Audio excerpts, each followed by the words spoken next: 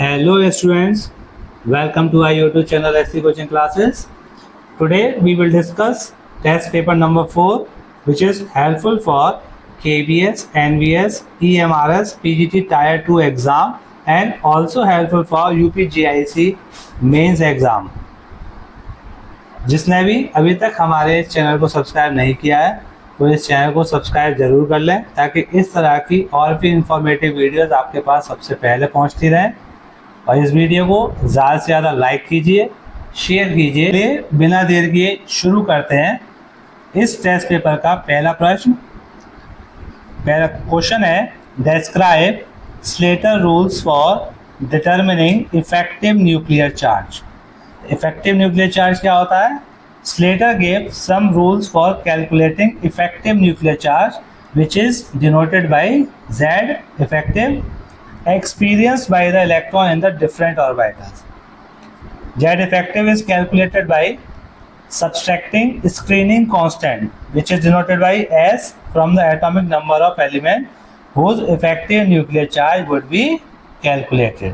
और atomic number को किससे डिनोट करते हैं? Z से। तो जो फॉर्मूला आएगा इफेक्टिव न्यूक्लियर चार्ज का वो क्या आएगा? Z effective equals to Z minus S. Rule क्या है इसके लिए? पहला रूल है the electronic configuration of the element is first written as. इस तरह से हम ग्रुप में पहले इलेक्ट्रॉनिक कॉन्फ़िगरेशन को लिखेंगे, फिर for electron present in S और पी ऑर्बिटल, यानी जो इलेक्ट्रॉन एस और पी के में आएंगे उनके लिए रूल पहले पढ़ लेते हैं। Each other electrons in the same group contributes 0.35 except 1s electron which contribute 0.30। देखिए इसको हम तीन सब ग्रुप में डिवाइड करते हैं, n-1 और n-2। तो जो यानी सबसे लास्ट वाली शेल है उसको हम मानते हैं n, उससे नेक्स्ट वाले को n-1 और फिर n-2। तो जो n इलेक्ट्रॉन होंगे वहाँ जो कंट्रीब्यूशन होता है वो क्या होता है? 0.35 का होता है। लेकिन अगर वो 1s इलेक्ट्रॉन है तो वहाँ कंट्रीब्यूशन होता है 0.30 का। Each electron in n-1 group contribute 0.85। Each electron in n-2 contribute करता है 1। लेकिन अगर इलेक्ट्रॉन d और f ऑर्बिटल में है तो जो रूल 2a है कौन सा? फॉर n इलेक्ट्रॉन वो तो सेम रहता है, लेकिन उसके बाद क्या होता है? जो n-1 और n-2 में इलेक्ट्रॉन आते हैं वहाँ सभी के लिए कंट्रीब्यूशन कितना होता है? 1 होता है। तो अगर हमें कैलकुलेट करना है Z इफेक्टिव फॉर फॉस्फोरस, उसका जो एटॉमिक नंबर है वो कितना होता है? 15। तो सबसे पहले हम क्या करेंगे? इसका इलेक्ट्रॉनिक कॉन्फ़िगरेशन लिख लेंगे, 1s2 2s2 2p6 3s2 3p3। तो सबसे लास्ट वाला तो क्या होगा? n, उससे नेक्स्ट वाले को लिखेंगे n-1 और ये क्या हो जाएगा? n-2। इसमें से क्या करेंगे? सबसे लास्ट में कितने टोटल इलेक्ट्रॉन? 2 और 3 5 हैं, तो एक इलेक्ट्रॉन को माइनस कर देते हैं। तो n में जो कंट्रीब्यूशन होता है 0.35 का होता है, तो 4 इंटू 0.35 और इसमें कितने n-1 में 8 इलेक्ट्रॉन है, उनका कंट्रीब्यूशन कितना होगा? 0.85। और n-2 में कितने हैं? 2 इलेक्ट्रॉन है, उसका कंट्रीब्यूशन होगा 1। तो टोटल वैल्यू जो आएगी स्क्रीनिंग कांस्टेंट की वो कितनी आएगी? 10.20। इसका Z इफेक्टिव कितना आएगा? 15 में से माइनस कर देंगे 10.20 तो आंसर क्या आएगा? 4.80 आएगा। और यहीं अगर D ऑर्बिटल की बात करें तो Z इफेक्टिव फॉर क्रोमियम जिसका एटॉमिक नंबर कितना है? 24। इलेक्ट्रॉनिक कॉन्फ़िगरेशन आएगा ये तो हो जाएगी हमारी क्या? n, क्योंकि एक इलेक्ट्रॉन निकल जाएगा, ये n-1 और ये सब क्या हो जाएंगे? n-2 हो जाएगी। तो ये जो लास्ट इलेक्ट्रॉन है ये क्या है? इसमें 5 है, तो 5 के लिए कंट्रीब्यूशन कितना होगा? 0.35। और उसके बाद n-1 और n-2 में टोटल इलेक्ट्रॉन कितने हैं? 18, उनका कंट्रीब्यूशन कितना होगा? 1। तो जो स्क्रीनिंग कांस्टेंट की वैल्यू आएगी 19.75 आएगी। तो Z इफेक्टिव कितना आएगा इसके लिए? 4.25 आएगा। इस तरह से हम क्या करते हैं? Z इफेक्टिव कैलकुलेट करते हैं। अगला क्वेश्चन है, what is asymmetric synthesis? How will you prepare minus lactic acid from pyruvic acid? तो एसिमेट्रिक सिंथेसिस क्या होती है? The preparation of an optically active chiral compound from symmetric compound under the influence of optically active substance known as asymmetric synthesis. तो क्या होता है, optically active chiral compound की preparation from asymmetric compound, sorry symmetric compound under the influence of optically active substance, यानी जो reagent लेंगे वो कैसा होगा, ऑप्टिकली एक्टिव होता है। Pyruvic acid on direct reduction yields optically inactive racemic lactic acid, but pyruvic acid pre-esterified with an optically active alcohol such as minus menthol on reduction followed by hydrolysis yield minus lactic acid। देखिए अगर हम क्या करते हैं, optically active substance यानी reagent नहीं लेते हैं, तो वहाँ क्या है, पायरुविक एसिड डायरेक्ट रिडक्शन पर क्या दे रहा है, रेसिमिक मिक्सचर दे रहा है। लेकिन वहीं हम अगर हम ऑप्टिकली एक्टिव रिएजेंट ले लेते हैं, कौन सा लिया हमने यहाँ पे, माइनस मेंथॉल, तो वहाँ हमें क्या मिल रहा है, फिर optically active minus lactic acid मिल रहा है। तो ये क्या है, पायरुविक एसिड, यहाँ अगर हम रिडक्शन कर रहे हैं डायरेक्ट तो क्या मिल रहा है हमें, रेसिमिक मिक्सचर मिल रहा है लैक्टिक एसिड का। लेकिन वही हम पायरुविक एसिड की रिएक्शन किससे कर रहे हैं, माइनस मेंथॉल से, तो सबसे पहले हमें क्या मिलेगा, माइनस मेंथाइल पायरुवेट।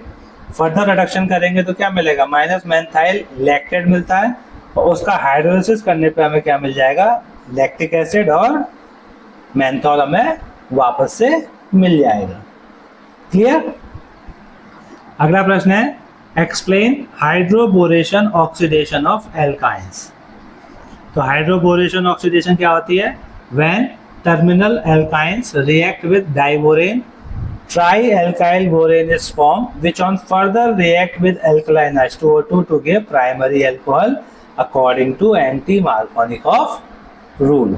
तो सबसे पहली बात, हाइड्रोबोरेशन रिएक्शन में जब हम रिएक्ट किससे कराएंगे, डाइबोरेन से, तो क्या मिलेगा, ट्राई एल्काइल बोरेन मिलेगा, जो फर्दर रिएक्ट करेगा किससे, एल्कलाइन H2O2 से, और यहाँ जो प्रोडक्ट मिलता है वो क्या मिलता है, प्राइमरी अल्कोहल मिलता है। क्लियर। तो अगर हम एल्कीन की रिएक्शन किससे करा रहे हैं, ये एल्काइन नहीं, यहाँ पर ये क्या आएगा, एल्कीन से आएगा। क्लियर। तो यहाँ पर जब हम एल्कीन की रिएक्शन किससे करा रहे हैं, सबसे पहले डाइबोरेन से कराएंगे, तो क्या मिलेगा हमें, ट्राई एल्काइल बोरेन, जिसका एल्कलाइन हाइड्रोलिसिस करने पे हमें प्राइमरी अल्कोहल मिलता है, और क्या मिलता है, बोरिक एसिड।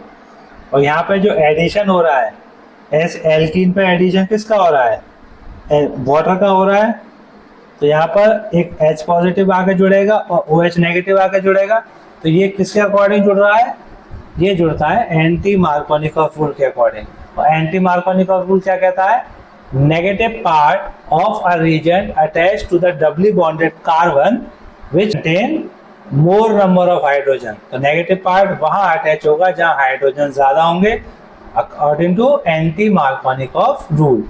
मार्कोनिकॉफ रूल इसका जस्ट रिवर्स होता है। बात करें मैकेनिज्म की, तो सबसे पहले एल्कीन रिएक्ट करेगा किससे, डाइबोरेन से, तो डाइबोरेन में से BH3 यूनिट आके इससे अटैच होगी, तो ये किस में टूटेगा, BH2 नेगेटिव और H पॉजिटिव में। तो इस तरह से यहाँ क्या बनेगा, पहले ट्राई एल्काइल बोरेन बनेगा, जो फर्दर एल्कलाइन H2O2 से रिएक्ट करके क्या बनाएगा, 3 मॉलिक्यूल किसके मिलेंगे, प्राइमरी अल्कोहल के, और क्या मिल जाएगा हमें, बोरिक एसिड मिल जाएगा। क्लियर। नेक्स्ट है, how will you synthesise orthotoluic acid from toluene, meta bromophenol from nitrobenzene, और 135 tri bromobenzene from aniline, para di nitrobenzene from aniline. तो चलिए डिस्कस कर लेते हैं वन बाई वन। सबसे पहले बात करते हैं ऑर्थोटॉलिक एसिड फ्रॉम टॉलिन। तो सबसे पहले हम टॉलिन की रिएक्शन किससे कराएंगे, HNO3H2SO4 से। यहाँ क्या होगा, नाइट्रेशन होगा। ये कैसा है, ऑर्थो पैरा डायरेक्टिव है, तो कहाँ आके अटैच हो जाएगा, NO2 ऑर्थो पोजीशन पे और पैरा पोजीशन पे। तो यहाँ पे ऑर्थो वाला हमने प्रोडक्ट लिया है क्योंकि हमें ऑर्थोटॉलिक एसिड चाहिए। तो यहाँ हमें क्या मिल गया, ये ऑर्थो नाइट्रोटॉलिन। फर्दर रिडक्शन कराएंगे इससे SnCl2HCl से, तो स्टीफन रिएक्शन के थ्रू क्या हो जाएगा, NO2 कन्वर्ट हो जाएगा किसमें, अमाइन ग्रुप में, क्या मिल जाएगा हमें, ऑर्थोटॉलिडीन। फर्दर हम क्या करेंगे, डाई एजोटाइजेशन कर देंगे NaNO2HCl से, तो क्या मिल जाएगा हमें, डाई एजोनियम क्लोराइड मिल जाएगा या डाई एजोनियम सॉल्ट मिल जाएगा। इसकी रिएक्शन हम किससे कराएंगे, कॉपर साइनाइड से। तो ये क्या होगा, N2 गैस बाहर निकल जाएगी, यहाँ पे क्या आकर अटैच हो जाएगा, साइनाइड। फर्दर इसका हाइड्रोलिसिस कर देंगे तो ये CN यानी साइनाइड ग्रुप कन्वर्ट हो जाएगा किसमें, कार्बोक्सिलिक ग्रुप में। हमें क्या मिल जाएगा, ऑर्थोटॉलिक एसिड। अब हम सेकंड क्या बनाएंगे, मेटा ब्रोमोफिनॉल फ्रॉम नाइट्रोबेंजीन। इसके लिए हम क्या करेंगे, पहले नाइट्रोबेंजीन की रिएक्शन किससे कराएंगे, Br2 in the presence of AlCl3। हमें क्या मिलेगा, Meta bromo nitrobenzene. Further reduction कर देंगे तो क्या मिलेगा हमें, NO2 कन्वर्ट हो जाएगा अमाइन में, वही स्टीफन रिएक्शन कर देंगे। फिर डाइएजोटाइजेशन, इससे क्या मिलेगा, Meta bromo benzene diazonium chloride. Further water के साथ सिंपल बॉईल कर देंगे तो यहाँ क्या मिल जाएगा हमें, फिनॉल मिल जाएगा। आंसर क्या हो जाएगा यहाँ पर, मेटा ब्रोमो फिनॉल मिल जाएगा हमें। क्लियर। थर्ड है 135 try bromo benzene from aniline. तो हम क्या करेंगे, सबसे पहले एनिलीन की रिएक्शन ब्रोमीन वाटर से कराएंगे तो क्या होगा, 246 ट्राई ब्रोमो एनिलीन बनेगा। फर्दर डाइएजोटाइजेशन करा देंगे तो यहाँ NH2 कन्वर्ट हो जाएगा इसमें, डाइएजोनियम सॉल्ट में। फर्दर हम इसकी रिएक्शन किससे कराते हैं, H3PO2 से या इथेनॉल से। तो यहाँ पे क्या होगा, रिडक्शन हो जाएगा और इससे थ्रू अगर यहाँ Br न लगे होते तो डाइएजोनियम सॉल्ट किसमें कन्वर्ट हो जाता है, बेंजीन में। तो यहाँ पर क्या होगा, यहाँ पर हाइड्रोजन आ जाएगा। ये क्या मिल गया हमें, 135 ट्राई ब्रोमो बेंजीन मिल जाएगा। Next para di nitro benzene from aniline. इसके लिए क्या करना होगा हमें, एनिलीन का सबसे पहले क्या करेंगे, एसिटाइलेशन करेंगे। इससे हमें क्या मिलेगा, एसिटेनिलाइड मिल जाएगा। फर्दर इसका नाइट्रेशन करेंगे तो क्या मिलेगा, पैरा नाइट्रो एसिटेनिलाइड मिल जाएगा। इसकी हाइड्रोलिसिस कर देंगे तो ये जो प्रोटेक्टिंग ग्रुप था ये हट जाएगा, यानी यहाँ से डी प्रोटेक्शन हो जाएगा। और क्या मिल जाएगा, वापस से NHCOCH3 किस में कन्वर्ट हो जाएगा, NH2 में। क्या मिला हमें, पैरा नाइट्रो एनिलीन मिल जाएगा।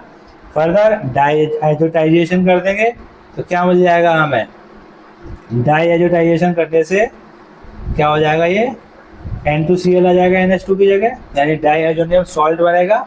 फर्दर इसकी रिएक्शन किससे करा देंगे, सोडियम नाइट्राइड से in the presence of copper. तो क्या मिल जाएगा, ये N2Cl की जगह क्या आ जाएगा, NO2 ग्रुप आके लग जाएगा। तो हमें क्या मिला, final product para di nitro benzene मिल जाएगा।